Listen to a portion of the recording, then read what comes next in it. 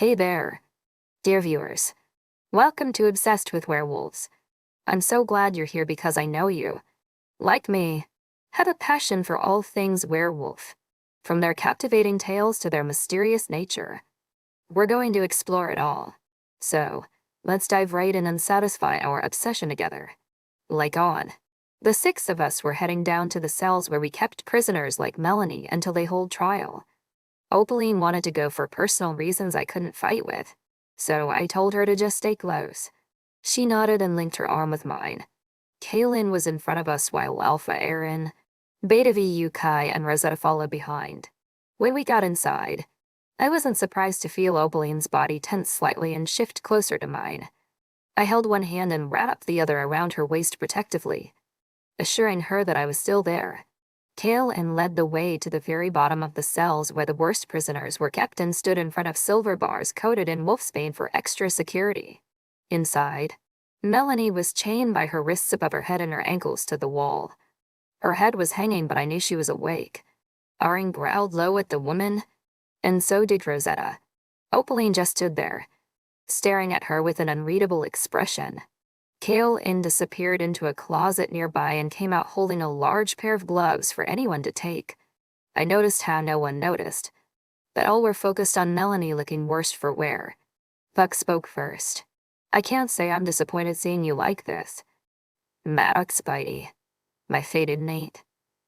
Lights flashed around me and my wounds spun with the need the heavy techno music the DJ was playing.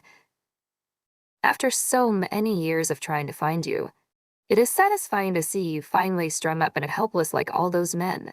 The woman lifted her head slight to glare at him through her lashes.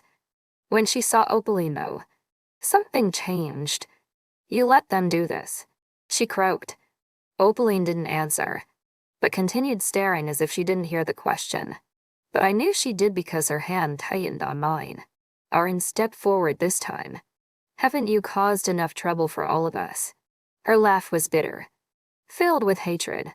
Since when have I caused trouble for you? Alpha Aaron, I was never on your territory. I never even met you in person until now. Arin growled, but Opaline finally said, I told them to put you in here. Maddox Spidey, my fated mate. Lights flashed around me and my wounds spun with the need the heavy techno music the DJ was playing. Melanie looked at my mate with shock and a little hurt. Why, you know why. So, you believe the lies they told you. I believe loss and unleashed anger in someone's eyes when they tell me what happened to their mate. Melanie seemed confused for a moment. Whose mate did I kill besides the one I killed last night? Maddox Spidey, my fated mate. Lights flashed around me and my wounds spun with the beat of the heavy techno music the DJ was playing. You bitch, Rosetta hissed. Melanie looked at her and her eyes widened. You're still alive. I guess I shouldn't be surprised. I mean, you were one female I couldn't kill that was on my list before I had a child. I would have hoped, though, that you'd have died a horrible death. Feelings mutual. Believe me. Melanie smirked and turned back to Opaline. So, I might have made some mistakes when I was younger. But don't we all? I mean, it is certainly hard when your mate rejects you for another female. Who was your mate? Opaline asked. The woman smiled and looked at BUK. Would you like to share our little secret? Or shall I? Arin turned to his beta. Your mate's with that then? Not anymore. My mate is dead. Never to be seen again. Vuk took the gloves from Kaelin. I have no mate. I have no one to call mine. And I certainly won't take this filthy thing called a woman. He spat as he opened the door and went over to her. You know there's a bond, BUK. You know you can't hurt me. Melanie crooned. But she was wrong. Vuk slammed his fist into her stomach so hard. Blood splattered from her mouth. I can't say if there's a bond anymore or not. But I can and will hurt you. He punched her again, in the jaw this time, making a resounding crack. Melanie groaned, but nothing else as her jaw was broken. I will never take you as a mate. He shouted, then punched her again in the stomach. I tilted my head curiously as I watched them. Seeing BUK so pissed was amusing, especially when it was on a prisoner. I had never seen him this way, and to say I was entertained was an understatement. Rosetta asked Kale in for another set of gloves, then joined VUK inside the cell, while I itched to go in there myself. I knew they needed revenge and this was their chance. Opaline watched with hardly a blink, seeming to be deep in thought for a while. It has been 5 minutes when VUK storms out of the cell and back to the outside. Aaron following. Rosetta continues a few more punches before she leaves. It is just Opaline, Kaylin, and I standing there staring at Melanie, who has bruises and blood pouring out her mouth in a steady drip. Her clothes hung off her and her hair was ragged. Both eyes were going to be swollen shut by the end of the night, while I didn't think she had a rib saved with how hard VUK was hitting her. I sighed and shrugged, content to leave her there for now until I had sleep. But Opaline grabbed some gloves and went inside the cell to stand in front of Melanie. Her eyes streamed with tears as her hands balled into fist. Melanie looked up at her, but my mate punched her face, making her head snap to the side. She groaned, and Opal kicked her in the lower abdomen near the pelvic bone. Kaelin flinched out the corner of my eye, and I knew he felt her pain as much as I did. Opaline mainly focused on the face, but occasionally made sure to repeat a kick to Melanie's lower region. She didn't tire as fast as the other two, but continued until Melanie was unconscious and she was sobbing. I quickly grabbed gloves and went in, pulling her into my arms. "Hey, it's okay. She can't hurt you." I could feel her body still tense and shaking as she said, "She betrayed me. I trusted her. I defended her. I kept her safe. And she. I know. Baby. I hate her." Opaline growled. "I hate her so much." Leaning down, I lifted her into my arms and let Kaelin take our gloves before getting out of there. Opaline didn't stop crying. She occasionally screamed, but it was muffled by my shirt. I carried her to the pack house and up to our room, where I locked the door and went into the bathroom to turn the shower on, setting her on the countertop. I helped her undress before doing so myself, then carried her into the shower. She didn't even say anything or blush at the intimacy, but continued to cry as I washed her body. When she was rinsed off, I made her look at me. "Opaline, no one is happy with her. No one is going to accept her. She is going to die and she is going to get what she deserves. I won't let someone do that to you anymore. She will not do that to you anymore. She betrayed me," she hissed, her breath catching. "I know, and for that I am truly sorry." "That's Brady, my fated mate." Lights flashed around me and my room spun with the beat of the heavy techno music the DJ was playing. I wish there was something I could do to take away the pain. But for now, I want you to just let me care for you. I want you to stop thinking about her. And I want you to empty your mind. She will not hurt you in any way again. Opaline nodded, shaking again, but her cries went silent. Tears became slower and she seemed more aware of where we were, then stepped closer to me and wrapped her arms around my middle, resting her head on my chest. "I don't want to see her ever again," she whispered. I kissed her head and smoothed her hair. "You don't have to. I won't make you." Turning her around, I washed her hair thoroughly before washing my own body and hair. Afterwards, I stepped out and grabbed a towel, wrapping it around her, grabbed one to tie around my waist, then led her to the bed.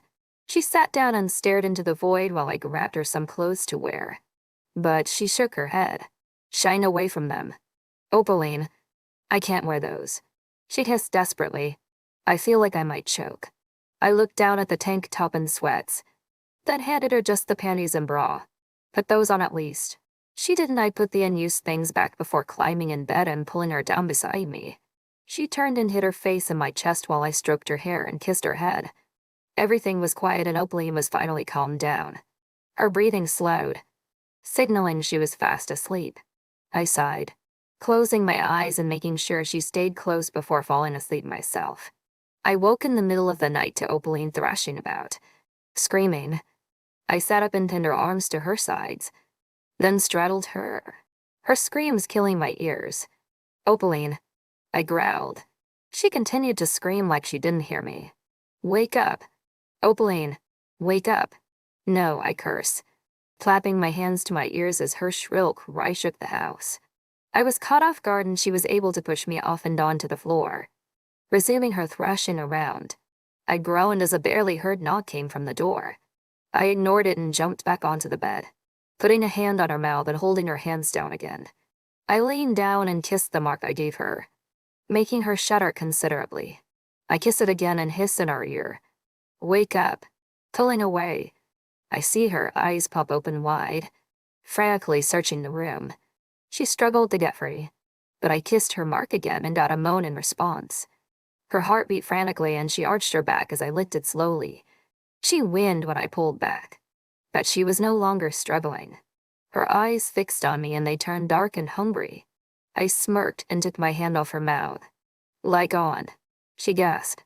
Opaline, I say and turned serious. What the hell did you dream about? She took a deep breath and her eyes returned to normal.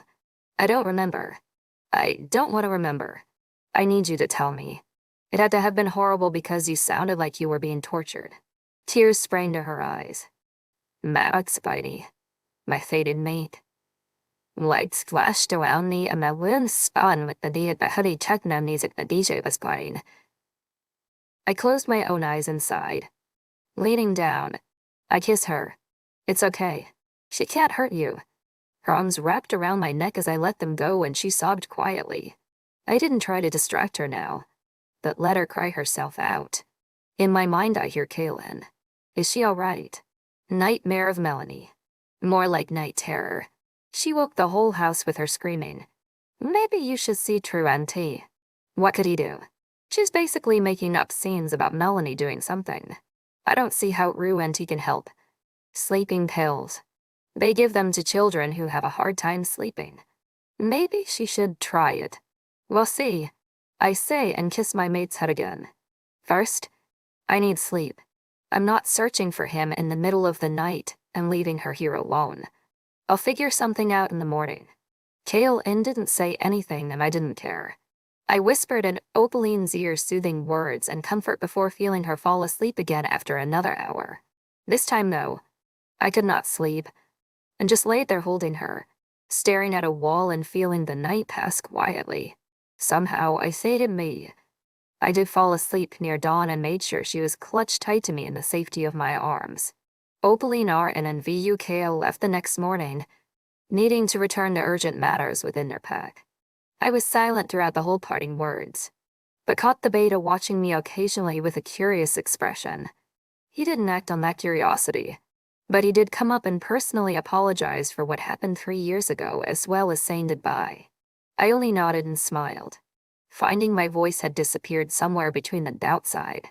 Arin came up afterwards and kissed the back of my hand before he also said his goodbye and congrats for being Luna. They shifted and ran south as I watched with Lykaon by my side, an arm around my waist. After seeing Melanie and taking out my anger on her, I had felt sick and somewhat hollow. Last night. Those feelings lessened when I realized Lykaon was caring for me without so much as second glance at any of my intimate body parts. I knew men liked my shape with all my feminine curves and whatnot, but he didn't seem to mind at the time. Loop had taken glances every now and again, and even tried a few things back when he thought I didn't notice. But Lykaon seemed different. Sure, he's kissed me, but he's never really done much after that. Last night was the most intimate we have ever been since meeting each other. It was satisfying, yet my wolf-and body yearned for more. Having him hold me close, having skin contact, and having his he trapped around me was the best feeling I'd ever had. Having his lips on my mark, kissing it like he did created a feeling I hadn't known could be so strong. My belly clenched tight and my breathing got shallow and fast. It felt so good. I whined when he pulled away. Even in the aftermath of the dream I had, it was better than anything I felt. I wasn't sure if Lykaon felt the same way about last night as I did, mostly because he had to care for me and listen to my screams and cries all night. But he did keep glancing at me. He seemed to keep an eye on me while also keeping his distance too, like he was afraid I might have been mad about it. I wanted to talk to him, but didn't know how that conversation would even start. Hey, I know I kept you up most of the night, but did you have an intense feeling of needing something when you kissed my mark? Because I did and was hoping you'd feel the same way. No, I don't think that would have worked at all. After everyone left, including my family, I told my maid I'd be in the kitchen. He nodded with a kiss to my head before I left. I felt his eyes watching me closely, fixed to my back like mine or fixed to the door 5 feet away. Nadine met me inside and pulled me after her towards the living room, making me sit and trying to tell me something about BR to LF. I blinked and tried to focus, but my mind was in a blur. Opaline, she hissed. I looked up, seeing tears in her eyes. What happened? He's still not up. She cried. It's been almost 2 days and he won't get up. Something is wrong with him. What do you mean he won't get up? Is he not wanting to get up? She shook her head. He's still paralyzed. All his muscles are. True NT is feeding him by tube and giving oxygen by a machine. But he's not changing at all. Melanie must have used something similar to that when she raped the men a few years ago. I say, may I see him? She nodded and we left the house. Lykaon was nowhere to be seen outside, so I didn't bother telling anyone where I was going. Nadine rushed me to the hospital and into BR to LF's bedroom. When I saw his pail from in the bed, my gut wrenched. He's been like this ever since they found him. Nadine explained. I walked over and looked down at the large man. His eyes were looking up at the ceiling, yet didn't seem to be focused. His arms and legs were straight and his body as stiff as a board. He had an IV in his arm and a tube down his throat. Other than that, he seemed like a corpse. I rested a hand on his chest where I faintly felt his heart beating rhythmically and his skin was warm. I sat beside him and carefully laid my head on his chest, closing my eyes and letting the sobs break me once again. After a few minutes, I sat up again to see I was alone with him and wiped my tears. I stand and go to the door, only to turn back and look at him again. Something I hadn't noticed before caught my eye and I backed to him and raised my hand, but paused, blushing a little. I took a step back and bit my lip. Kale in. What's up? Opaline, can you and Lykaon come to the hospital and into BR to LF's room? Please. I could tell my voice was shaky, but I couldn't help it. Don't let Nadine in yet either.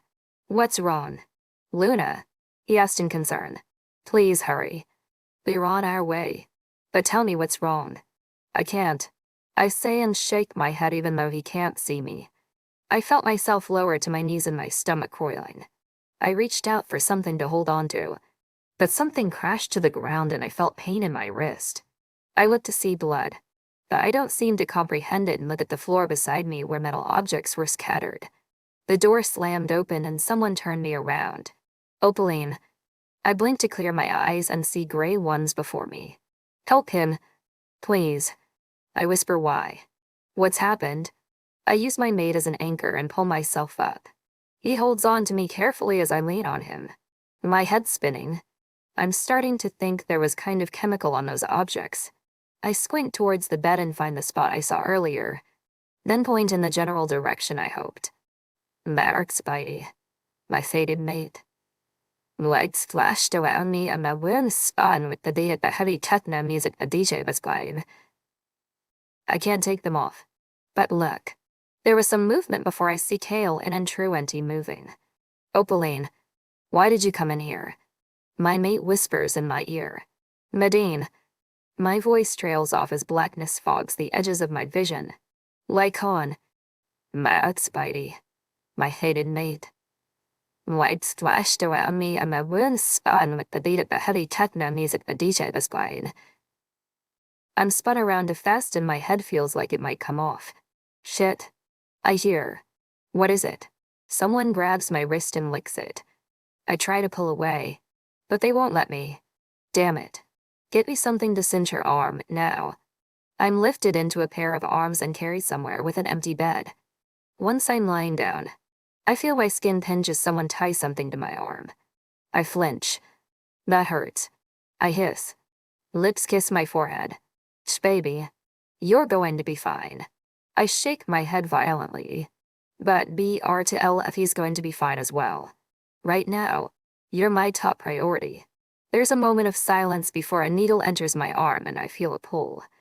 After a few minutes, I start to feel dizzy. Lykaon. She will need blood. Preferably the same as hers. What about me? We have the same type. You should do. But the only problem is that it will take your strength away. I'll do it now. I am not risking you as well. But we don't know anyone else, Kaylin. I said no. Your maid is going to die if we don't do this quickly. Lykaon. Let me help. I need you. Something slammed and I rolled my head to the side. Unable to draw strength anymore. I will be fine soon enough. Just let me help my Luna and your maid. I am willing. A hand rests on my cheek before I hear, fine. There's a flurry of movement then, and murmuring voices, but I can't make out any of it. After a long time, I can't take it anymore and black out. Groaning, I open my eyes and look around. I'm alone in a hospital room which does not do anything good to my stress level. Outside, it is dark and the halls are quiet. The only light in my room comes from the lamp beside me. My head is pounding and I put my hand up to it. Groaning some more. Something in my gut was telling me something was wrong. And it wasn't me. I knew I was perfectly fine. But something else was wrong. I just didn't know what. It made me almost sick.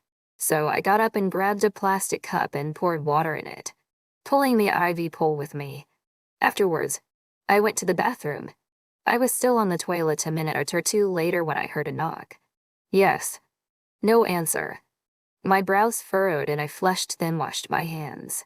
When I opened the door, my heart almost stopped in fear. Opaline, we need to talk. Vuk was sitting on my bed, arms crossed and eyes fixed intently on me.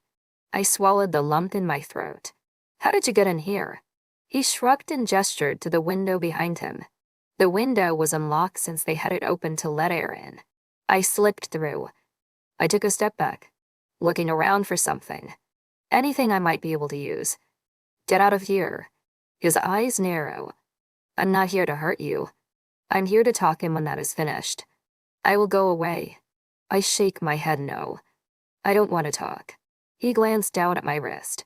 What happened to your wrist? None of your business. Then let me talk to you. He smirked, biting my tongue. I nodded. Fine. This is between the two of us. Luna, absolutely no one else may know about what we discussed tonight. Understand? Why not? He raises his brows. It would go against your mate's rules and I'd potentially be killed for a misunderstanding. I didn't move. Just stared at him, seeming to take that as his cue. He began. What happened 3 years ago was unexpected. I didn't think about asking why you were helping her, just that you were fighting against me and I had to do something. His voice trailed off and he swallowed. I hurt you. I noticed Melanie was gone. I don't know how she found you again, but I've been looking for her ever since. I know that. I snap. His eyes hardened. I carried your body to the hospital and told them what happened. No one else did. This makes me widen my eyes and part my lips in shock. Vuk stood and walked up to me, looking down into my eyes. I had them call your parents. I had them make sure they knew the truth, but did not announce who I was. When I was sure your parents were on their way, I left, thinking you were dead. Why did you do that? I asked softly. Would you believe me if I told you I regretted my actions? He asked. I took a step back and he smirked. Thought so. But it's the truth. I had no idea why you helped her, but I figured it might not have been your fault. It might have been more instinct rather than loyalty to her. I looked down, unable to look at him right now. I guess I can't blame you either. Can I? He didn't answer and I glanced at him. He was still watching me carefully, his arms at his sides and his head bent slightly forward. I whisper, why didn't you go after her instead of trying to kill me? Because I wasn't sure if you'd have been just like her. I stayed to see what would happen, then to stop you from following Melanie. How do you know it was a Himalayan wolf that killed Maybelle? The scent of a Himalayan is stronger than that of any other wolf. I knew the scent was angry for my alpha that one of Maybelle's kind would attack her. I nod. So, I guess this means you have been the good guy this whole time. He shrugs. Depends on how you see my actions. Luna, do you see them as a way to help or harm? I look up at VUK, who was staring at me with unreadable eyes. I still didn't trust him fully, but he had explained his reasonings and had not laid a single finger on me. Max, Brady. my fated mate. Lights flashed around me and my wounds spun with the beat of the heavy techno music the DJ was playing. I relaxed slightly. I'll let you know. Beta VUK. Lykaon. After True NT made sure Opaline was safe and secured. Key Kaelin. And I went back to see what my mate was so worried about. We stood on either side of his bed, scanning him from head to toe, until I saw it. A dark wet patch appeared on his dark jeans, running down his leg as if he had been standing at some point. I reached forward and lifted the pant leg up to see a trail of blood running down his leg. I lifted his shirt but found nothing there but smooth skin. That only left one other spot. A growl erupted from my throat as I finally understood what Opaline had earlier. True NTL and glanced at me, then followed my line of direction of where I was looking. Tail in and zipped the man's pants and pulled them as well as his boxers down, only to have his little member flop out and onto the ground at the doctor's feet. I think I'm going to be sick. Kale in wheezed and sped from the room. I looked at True NT with a glare. Is there any way to fix this? He glanced from the free member to the R2LF to me and shook his head. I'm afraid not. I can put it back on, but it won't work the same. He won't be able to reproduce with his mate. Thud. I hissed. I turned around and headed out the door to see Nadine in the waiting room. Nadine, come with me. She looked worried, terrified almost. She should be. Her mate was dismembered of a male's favorite body part. Is everything all right? She asked as I took her to the pack house and into my office. I gestured for her to sit before leaning back on my desk and drubbing my face. Nadine, I don't know how to tell you this lightly, so I'm just going to put it bluntly. The ER2LF and you will never have pups for as long as you shall want. Her brows furrowed. Why? What do you mean? I looked at her. Opaline found out he was more than just paralyzed in his encounter with Melanie. Her eyes began to tear up. There is no chance of ever really repairing it back to perfect condition. You mean yes. Nadine, that's exactly what I mean. I don't know how Opaline saw it by just looking at him, but she was kind enough not to dig further and called me and Kaelin in to see the damage. Her body started shaking. Her cries rang out through the silent house. But why? Why would someone do that? I shook my head. I don't know. Nadine. All of it, yes. She shook her head and ran out the room, sobbing. I sighed and hung my head, unsure I had done the right thing. Put it back on and do as much as you can. Better now than wait until he's feeling again. I say to True NT. I'm about to go around my desk when I hear a crash from somewhere in the distance. I look out my window to see the hospital exploding. Opaline, as fast as my legs could carry me, I ran out of the house into the hospital, dread and panic seizing my heart. 3 bodies fell outside, all of them male, none of them who I want. Another explosion and I stop, seeing the roof shift a little. Glancing around the building, I wait for any sign of her. Any sign she made it out. With one more explosion, the building collapses in on itself and I fall to my knees. It felt as though my heart was trying to be set free of the pain it knew I was putting it under. My wolf howled in mourning of our mate. This could not be happening. Opaline could not be fucking dead. Kaelin limped up to me and pointed off to the right, seeing something fall out of a window. Then another. At first, I couldn't tell who they were since it was dark and there was dust everywhere. But then a dark shape started bounding towards us with someone on its back. As the shape got closer, I realized it was a wolf just like mine and the person on its back was a woman. When she looked up, I sighed and started running. Lykaon. She gasped, hardly able to hold her arms out to me. The wolf slowed to a stop as I closed the distance. I carefully pulled her into my arms and held her tightly. I thought you were dead. I hissed. The wolf shifted and BUK stood before me with a rage I've only seen once before. Someone handed him a pair of jeans and he put them on, then looked behind him, scanning the scene. Melanie barged into the room and went after Opaline. Bouts Grady, my fated mate. Lights flashed around me and my wounds spun with the beat of the heavy techno music the DJ was playing. I had only enough time to throw her away, shift and get her on my back before the place started caving in. Opaline held me tighter. Why the hell were you in her room in the first place? I growled. He looked at me with a cold gaze. To apologize without interruptions. Not to be rude, alpha-like on, but I just saved your mate, so don't growl at me. I kept my glare on him until he sighed and stalked away. I looked down at my mate and kissed her head. Shit. Are you okay? I whispered. She nodded slowly. Vuck didn't hurt me. He really did keep me safe and helped me out. Good. Lykaon. Where did the baby go? The UK growled harshly. Why does that matter? He stormed up to me and hissed. Because that's what she is after. If she gets her hands on it, there will be another Melanie in a few years. Where is it? It's with Rosetta, who took her with her to her pack to raise as her own. Vuck snarled violently and shifted, running into the distance. I set Opaline down in the grass and looked down at her body. Her arm was bleeding a little from where the ivy was injected and she looked unfocused. But otherwise, well. Lykaon. Opaline. I look over and see True NT running over. He had a little briefcase and opened it as he skidded to a stop beside her. He gently took Opaline's arm, cleaned it, then put a small bandage on it before checking her vital signs. I'm just tired. I've only been up for a few minutes when Melanie barged into my room. True NT nodded.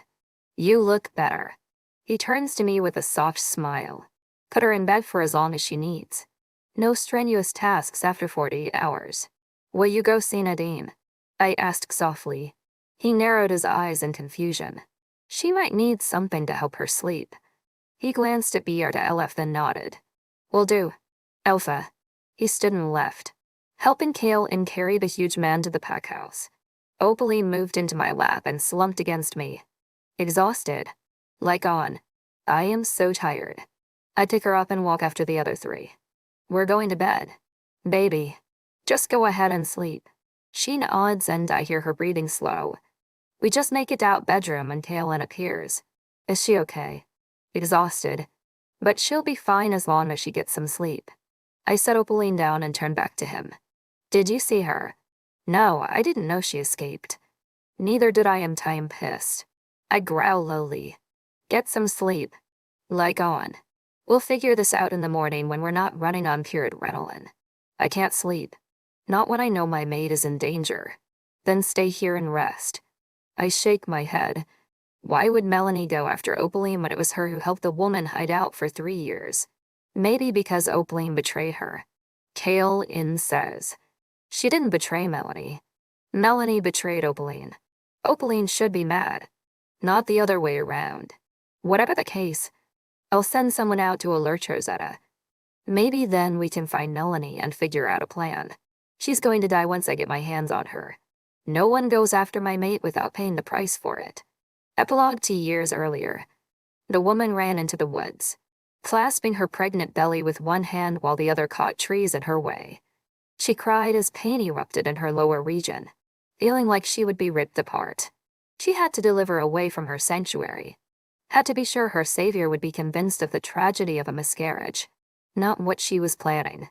Just past the pack border, the woman fell, unable to get back up as she felt the child forcing its way out. Defiant in the order she gave it to stay while it was until she was safe. But of course, the child didn't understand, wanting to enter the world now. She screamed, throwing her head back on the ground as she spread her legs and pushed. Tears ran down her face as she felt something push past the barriers of her body. Half an hour later, baby born, cord cut, and woman heaving. She listened for any of the patrol that could be running the perimeter. Beside her, the baby was bloodied and gasping for air. Around them, the forest was silent as hidden creatures stared at the new life with curious eyes. Finally having the strength to roll over, she gazed at the child with a mix of adoration and disgust. Her baby, her descendant, her line, but a bastard. The father unknown, the woman's mate having rejected her years ago. Heart overriding her head, the woman helped the child to breathe, then wiped the blood away and wrapped the child in a cloth. She held it with care, stroking it with tender hands, fingers used to caress instead of harm. The face was deformed, but beautiful in the woman's eyes. The hair a shade of blonde she couldn't identify in the moonlight. The fingers and toes small. Arms and legs were chubby as the face was. Skin as soft as satin. if not softer. She held back a sob as she debated on the decision ahead of her. In the end, as she ran back to her sanctuary, the child was found in the bushes, picked up and taken away. When the woman finally relaxed on her cot, exhausted and hardly able to breathe, she felt another pain in her lower region. At first, she thought it was the aftermath of giving birth, not that she'd experienced it before. But then she felt it again and again and was horrified to realize she has another child in her womb. She began to get up when her savior arrived silently through the barred doors. When the savior saw the woman, they ran over and helped the woman lay down, preparing the woman for another birth. The woman couldn't believe her horrible luck. She couldn't have a child. The savior couldn't be aware of one of hers being alive. Maybe the woman could. But how would she explain the death when she was the only one there? The savior was the only one to see her. None of her family. None of her pack. No one else. 15 minutes later, another child was born that night. Identical to the other. But everything is perfect. The face wasn't deformed, but perfectly symmetrical. As her savior cleaned up, the woman cradled the child, thinking of the other with regret. She wondered if the child would live or die, grow up to be good or evil, learn it was abandoned and hate the woman, or learn and love her. What would she do with this child? She did not know how to raise a child, did not know the first thing about caring for someone besides herself. The woman sighed in resignation as she fell asleep, holding the child close, unable to fully hate it when it was a part of her. Thank you so much for joining me in this obsession with werewolves. I hope you've had a great time and can't wait to come back for more. Remember to subscribe, leave your comments, and share this passion with others. Until next time, keep being obsessed.